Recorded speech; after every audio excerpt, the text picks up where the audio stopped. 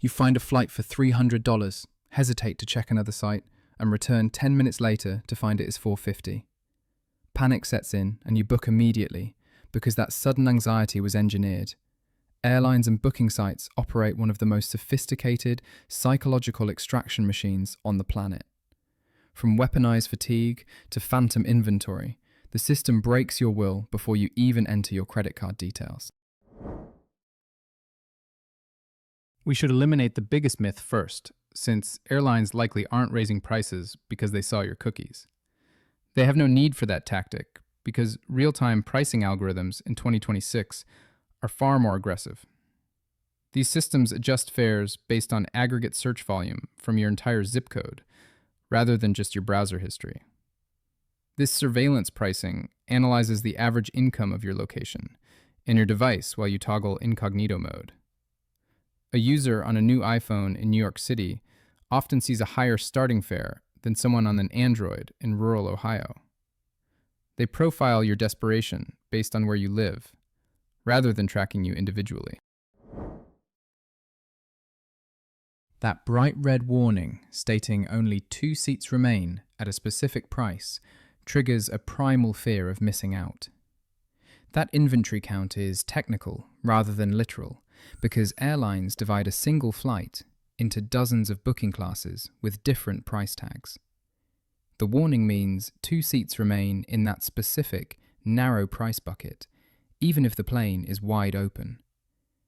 High-traffic updates often display ghost inventory, which consists of flights that sold out minutes ago but remain visible to anchor your price expectations higher. You panic and grab the next option while thanking them for ripping you off. Basic economy was never meant to be a popular product. Airlines introduced these stripped-down fares, lacking carry-on bags or seat selection, as a psychological weapon known as the Decoy Effect.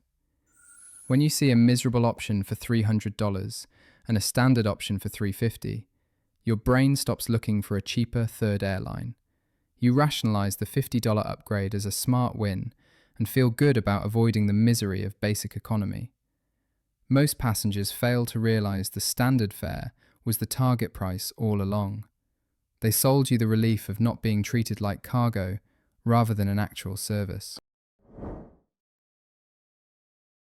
You are exhausted by the time you reach the payment page because of weaponized decision fatigue. A typical booking flow in 2026 forces you through 12 to 18 distinct choices before you pay. The interface demands decisions on seat selection, baggage, priority boarding, carbon offsets, and other bundles. Each click depletes your cognitive energy, and airlines know that a mentally tired brain switches from analytical thinking to impulsive acceptance. You start rejecting everything, but eventually just want the process to end. This exhaustion leads you to accidentally agree to a $20 insurance policy or pay for a seat assignment you didn't need. Airlines found a loophole called the skeleton fare, despite 2024 regulations banning hidden junk fees. They technically show the full price up front, after stripping that price of everything that makes travel possible. A family of 4 might see a competitive fare, only to realize the real cost explodes when they cannot sit together without paying extra fees. This partition pricing separates the attributes of the product from the product itself. You are buying the right to enter the fuselage, rather than a complete flight experience. Even oxygen is practically the only amenity that remains free. The entire booking engine is built to turn you into a passive payer by using your location to set the price. They use false scarcity to force the decision and fatigue to slip in the extras. Understanding these traps stops the panic, even if it cannot fix the industry. You cannot beat the algorithm, but you can refuse to play its game. If this breakdown saved you even $5 on your next flight, consider subscribing for more detailed analysis of the systems designed to empty your wallet.